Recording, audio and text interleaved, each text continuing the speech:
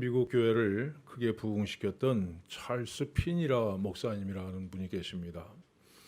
한 번은 집회를 인도하면서 누구든지 예수 믿으면 죄를 다 용서받고 구원을 얻을 수 있습니다. 이렇게 설교했습니다.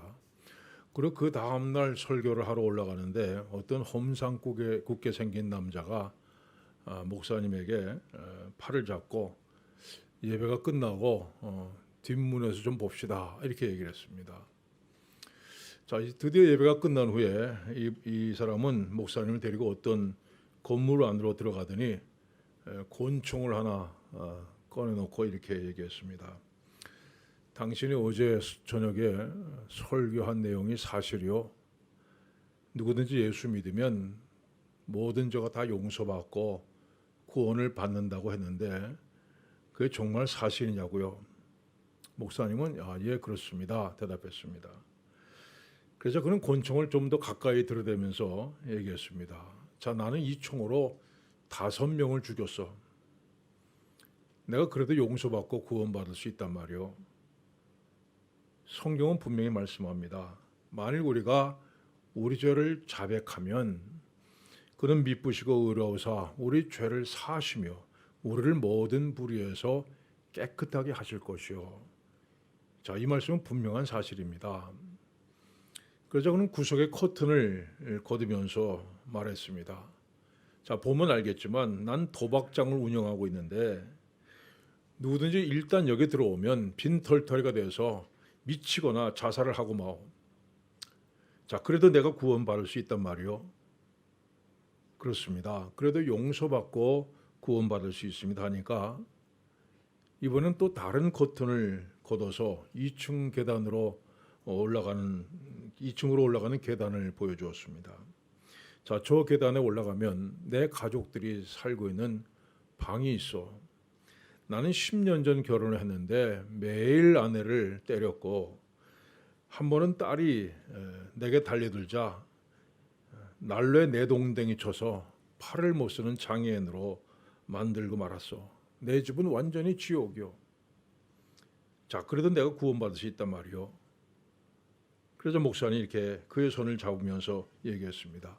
성경은 분명한 사실입니다.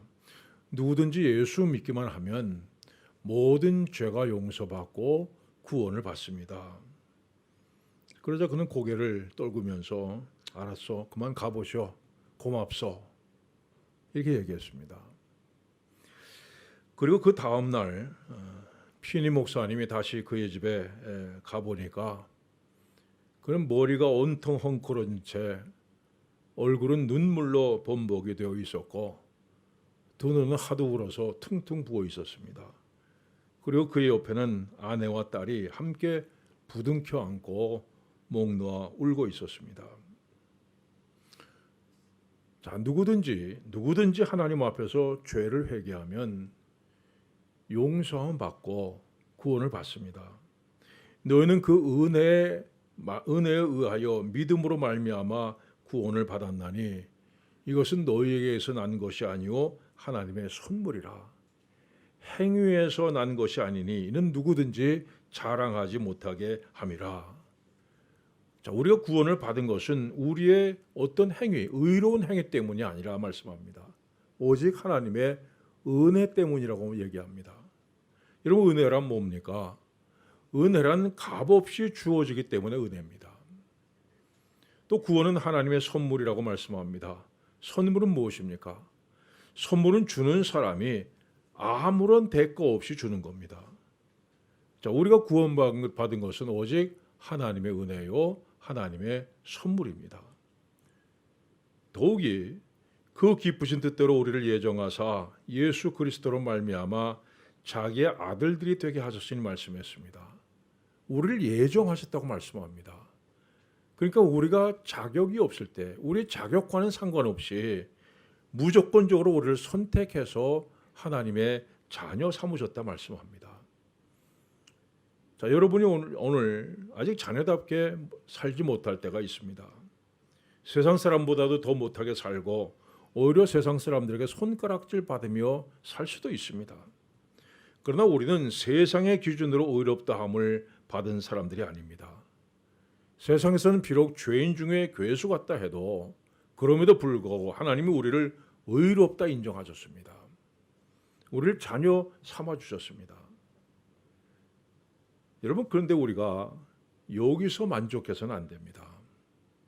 이제는 날마다 우리의 믿음이 자라나서 성숙한 믿음의 사람이 되어야 됩니다. 이제 여러분도 하나님을 사랑하고 하나님의 뜻을 이루는 성숙한 하나님의 자녀들이 되어야 합니다. 자, 내가 하나님의 자녀 되었는데, 값없이 은혜로 하나님의 자녀 됐는데, 자, 그렇다면 나는 어떻게 살아야 되느냐? 난 무엇을 위해 살아야 되느냐? 이 질문을 스스로에게 던지면서 매일매일 성장하는 믿음의 길을 걸어가야 됩니다. 자, 우리가 예수를 믿는 순간, 그 순간부터 완전한 신앙인이 되는 건 아닙니다. 누구든지 다 처음에는 어린아이 상태에서 출발을 합니다. 자, 여러분들은 제가 신학교 다닐 때 교육전도사 시절에 유치부 아이들 또 아동부 아이들과 함께 노래도 부르고 율동도 하는 모습을 상상하실 수가 있습니까? 제가 이래봬도 옛날 교육전도사 시절엔요, 율동을 상당히 잘했습니다. 믿거나 말거나입니다. 코올리게 아이들 데리고 기타 치면서 찬양도 했고, 또 중고등부 아이들 데리고 수련회도 다녔고, 청년부를 맡아서 밤새 함께 토론도 해보았습니다. 근데 여러분들은 제가 목사가 된 다음에 만났기 때문에 저는 처음부터 목사다 이렇게 생각을 하실 겁니다. 자, 마찬가지입니다. 여러분 믿음이 좋은 사람을 보면 저 사람은 처음부터 이렇게 믿음이 좋은가 보다 생각하기 쉽습니다. 그러나 믿음이 아무리 좋아 보이는 사람들도 처음엔 다 똑같이 시작했습니다. 내가 정말 구원을 받은 것인가 의심도 했습니다. 정말 하나님이 계시는가 생각도 했습니다. 시험에 들어서 믿음의 길을 떠난 적도 있었고 하나님 말씀에 불순종하다가 매맞은 적도 있습니다. 이런 단계를 다 거치고 거쳐서 오늘의 아름다운 믿음의 사람이 된 겁니다. 그래서 여러분 믿음이 좋은 사람을 부럽게 쳐다보지 마시기 바랍니다. 저 사람은 어떻게 저렇게 믿음이 좋을까 이런 생각하지 마시고 여러분의 믿음이 어서 자라나서 남들이 부러워하는 믿음의 주인공들이 되시길 바랍니다. 여러분 믿음이 성장하기 위해서는 무엇보다도 첫 번째로 여러분 부지런히 성경을 배워야 됩니다. 이 성경에 예수님께서 맹인의 눈을 뜨게 하신 사건이 여러 곳 기록되어 있습니다. 마가복음에서는요, 바디메오라는 맹인의 눈을 뜨게 하셨는데 가라 내 믿음이 너를 구원하였느니라 이렇게 말씀으로만 고쳐주셨습니다. 자, 그런데 요한복음에서는 이 맹인을 고치실 때 땅에 침을 뱉어서 진흙을 개어서 눈에 발라주신 다음에 실로암 못에 가서 씻으라 해서 고쳐주셨습니다. 자, 하루는 이 맹인이었던 사람들이 서로 만났습니다. 그래서 서로 눈을 뜨게 된 체험담을 나눕니다. 자, 예수님께서 진흙을 이겨서 눈에 발라주실 때 기분이 어땠어요? 내 진흙을 발랐다고요? 아니 그럼 안 발랐어요? 저는 그냥 내 믿음이 너를 구원하였다 말씀하시니까 저절로 눈이 떠지던데요. 아니 정말 진흙을 바르지 않았단 말이에요? 네, 저는 그냥 떴어요. 그러면 당신은 아직 눈 뜬 게 아닙니다.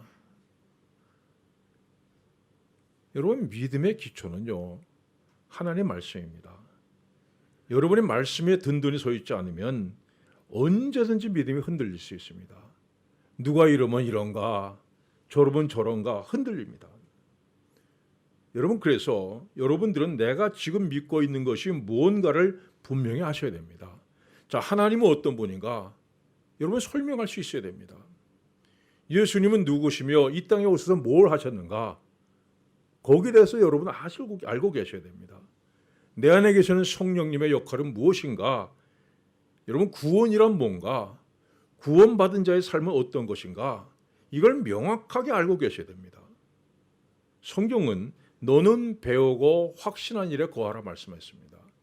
여러분 배워야 되고 확신해야 되고 그리고 그 진리의 말씀 안에 거해야 됩니다. 여러분 주일날 예배 드리는 거 어림도 없습니다. 여러분 수요 예배도 참석해서 말씀을 좀 깊이 배워야 되고 매일매일 꾸준히 말씀을 읽어야 이런 믿음이 흔들리지 않고 날마다 자라날 수 있습니다. 말씀에 굳게 서서 뿌리 깊이 내리고 가지를 뻗고 열매를 맺는 성숙한 믿음의 소유자들이 되시길 축원합니다. 또 말씀을 내 삶에 적용시키는 훈련을 하셔야 됩니다. 히브리서는 이렇게 말씀합니다. 단단한 음식은 장성한 자의 것이니 그들이 지각을 사용함으로 연단을 받아 선악을 분별하는 자들이니라. 여러분, 지각을 사용해서 연단을 받으라 말씀합니다. 근데 우리는 감격적인 걸 너무 좋아합니다. 하나님의 은혜에 감격해서 눈물을 흘려 찬양하는 모습은 있는데 하나님의 말씀을 실천해보는 의지는 너무 약합니다. 나는 이 일을 하고 싶지 않지만 그래도 하나님이 하라고 하셨으니까, 성경에 그렇게 하라고 써 있으니까 해야지 하는 그런 훈련이 없다는 겁니다. 내 원수가 줄이거든 먹이고 목마르게 하거든 마시게 하라 말씀했습니다. 이 말씀을 앞에 놓고 주님, 원수를 사랑하는 마음을 주시옵소서, 이 말씀을 실천하게 하시옵소서 기도만 하고 있습니다. 정말 그렇게 하고 싶은 마음이 눈꽃만큼도 없지만 하나님께서 하라고 하셨으니까 이를 악목을 실천하는 것이 없다는 겁니다. 여러분, 사랑하고 싶은데 사랑하는 마음 안 들고 용서하고 싶은데 용서하는 마음이 안 들어서, 그래서 하나님 사랑하는 마음 주십시오, 용서하는 마음 주십시오 기도하는데 여러분, 하나님 그런 기도는 절대 안 들어주십니다. 자, 그대로 미워할 수밖에 없는 상황 속에서도 사랑하게 하고 용서할 수 없는 상황 속에서도 용서하는 것이 바로 하나님의 뜻입니다. 여러분, 우리 믿음의 궁극적인 목표는 주님 닮아가는 겁니다. 주님께서 어떻게 하셨습니까? 십자가에 달려서 자기를 못 박은 사람들을 위해서 기도하셨습니다. 이런 주님을 닮아가는 것이 우리의 목표입니다. 이 목표를 향해서 내 삶 가운데 하나님의 말씀을 적용하는 훈련을 해나가시길 바랍니다. 또한 우리의 믿음 생활을 방해하는 것들을 물리칠 수 있어야 됩니다. 여러분들이 세상 일에는 피곤함을 별로 느끼지 못하는데 이상하게도 영적인 일에는 피곤함을 느낄 때가 있습니다. 돈 버는 일, 친구를 만나는 일에는 자다가도 뛰어나가는데 수요 예배, 금요기도회 시간 되면 이상하게 피곤합니다. TV 드라마 볼 때는 눈이 반짝반짝 하는데 예배 드릴 때는 찬양대 찬양이 끝나는 동시에 다른 나라에 가 계시는 분들도 있습니다. 자, 여러분, 성경을 읽어야지 생각합니다. 기도해야지 생각합니다. 그런데 이상하게도 이런 생각을 하는 순간에는 그것을 하고 싶은 마음이 안 생깁니다. 그래서 나중에 성경 읽고 기도할 마음이 생길 때, 그런 분위기가 될 때 해야겠다 생각하면서 나갈 준비를 합니다. 자, 그러나 그 다음 날 말씀 읽고 기도할 만한 충분한 시간이 있음에도 불구하고 이상하게도 마음이 안 생깁니다.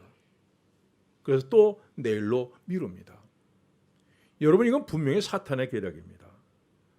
사탄은 우리가 영적인 생활을 하지 못하도록 방해를 합니다. 이 계략에 넘어가시지 말아야 됩니다. 믿음 생활은 영적인 싸움입니다. 자기 자신과의 싸움이고 환경과의 싸움입니다. 하나님의 말씀대로 살기 싫어하는 나 자신과의 싸움이고 하나님의 뜻대로 사는 것을 방해하는 주변 환경과의 싸움입니다. 여러분, 게으름 떨쳐버리고 하나님 말씀 앞에 서시길 바랍니다. 더욱더 적극적으로 하나님 앞에 엎드려 기도하는 여러분들 되시길 바랍니다. 자, 본문이 이렇게 말씀합니다. 이로써 그 보배롭고 지극히 큰 약속을 우리에게 주사 이 약속으로 말미암아 너희가 정욕 가운데서 정욕 때문에 세상에서 썩어질 것을 피하여 신성한 성품에 참여한 자가 되게 하려 하셨느니라. 이 보배롭고 지극히 큰 약속이라고 말씀합니다. 이런 무슨 약속입니까? 구원받은 우리가 장차 천국에 들어갈 약속입니다. 그리고 천국에서 영화로운 삶을 누릴 약속입니다. 이 미국의 복음 전도자 무디가 세상을 떠날 때 얘기입니다. 오늘 아침 아들 윌리엄이 아버지 방에서 중얼거리는 소리를 듣습니다. 땅이 물러간다. 내 눈앞에 하늘이 열려있다. 이 윌리엄은 아버지가 꿈을 꾸는 줄 알고 깨우려고 하자 무디가 이렇게 말합니다.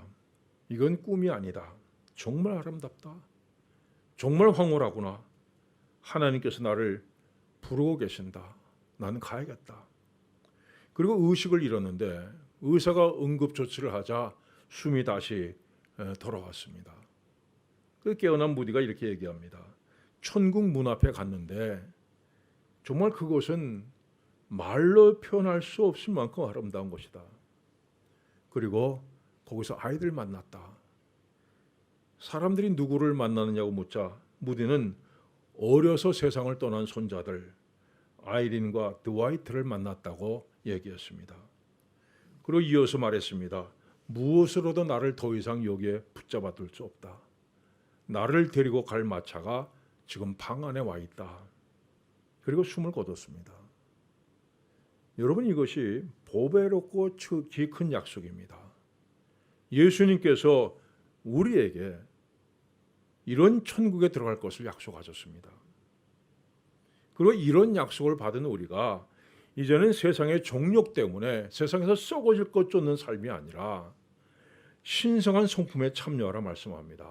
신성한 성품이란 뭡니까? 하나님의 성품입니다. 자, 본문은 우리가 하나님의 성품을 갖는 사람으로 변화되기 위해서 갖춰야 될 것이 무엇인가에 대해서 말씀합니다. 그러므로 너희가 더욱 힘써 너희 믿음의 덕을, 첫째 믿음이라고 했습니다. 히브리서는 믿음에 대해서 이렇게 설명합니다. 믿음은 바라는 것들의 실상이요 보이지 않는 것들의 증거니 선진들이 이로써 증거를 얻었느니라. 믿음으로 모든 세계가 하나님의 말씀으로 지어준 줄을 우리가 아나니 보이는 것은 나타난 것으로 말미암아 된 것이 아니니라. 여러분, 믿음은 뭡니까? 믿음은 보이는 것이 아니라 보이지 않는 것을 근거로 하고 있습니다. 태초에 하나님이 천지를 창조하시니라. 우리는 보았기 때문에 믿는 게 아니라 믿기 때문에 하나님께서 천지를 창조하신 모습을 보는 겁니다. 이런 믿음은 보이지 않는 것을 근거로 합니다. 보이지 않는 하나님을 경외하고 두려워하고 보이지 않는 세계를 바라보며 삽니다. 보이지 않는 상급을 기대하며 삽니다. 내 인생이 언젠간 끝이 있고 그때가 되면 하나님 앞에 서야 할 것이라는 사실을 눈에 보이지 않지만 우리는 보면서 사는 겁니다. 여러분, 그래서 이 세상이 아무리 나를 유혹해도 그 자리를 박차고 나와서 영원하신 하나님이 계신 그곳을 향해서 걸어가는 것이 곧 믿음으로 사는 겁니다. 여러분, 이런 훈련을 하시기 바랍니다. 자, 인생을 살아가면서 갈림길을 만날 때, 선택을 해야 될 때 눈에 보이는 세상의 물질과 자랑과 쾌락의 길로 가지 마시고 보이지 않는, 눈에 보이지 않는 하나님의 뜻을 향한 길을 선택하는 여러분들 되시길 바랍니다. 두 번째는 믿음의 덕을 더하라 말씀하셨습니다. 이 덕이라는 말은요, 우리가 흔히 사용하는 그 사람 참 덕이 있다, 덕스럽게 생겼다, 이런 덕과는 뜻이 다릅니다. 여기서 덕이라는 단어는 활발하게 움직이는 능력을 얘기합니다. 우리 믿음이 바로 이런 능력 있는 믿음이 되어야 된다는 겁니다. 자, 여러분, 믿음이 있습니다. 그런데 그 믿음이 과연 능력이 있는가 하는 겁니다. 자그마한 누룩이 들어가서 가루 소마를 다 부풀게 하는 것처럼 자그마한 겨자씨 하나가 점점 자라나서 커다란 나무가 되는 것처럼, 자, 우리가 있는 그곳에 어떤 파장이 일어나느냐, 어떤 결과가 빚어지느냐 하는 겁니다. 하나님께서 아브라함을 향해서 너는 복이 될지라 하셨습니다. 하나님께서 우리 모두를 부르신 목적은 내가 복받는 자에서 그치는 것이 아니라 누구나 나를 만나는 사람은 하나님의 복을 받게 만드는 데 있습니다. 이 창세기에 에녹이라는 사람이 나옵니다. 성경이 그에 대해서 이렇게 기록합니다. 에녹이 하나님과 동행하더니 하나님이 그를 데려가심으로 세상에 있지 아니하였더라. 하나님께 에녹을 데려가신 이유가 뭡니까? 에녹이 있으면 홍수로 세상을 심판할 수가 없기 때문입니다.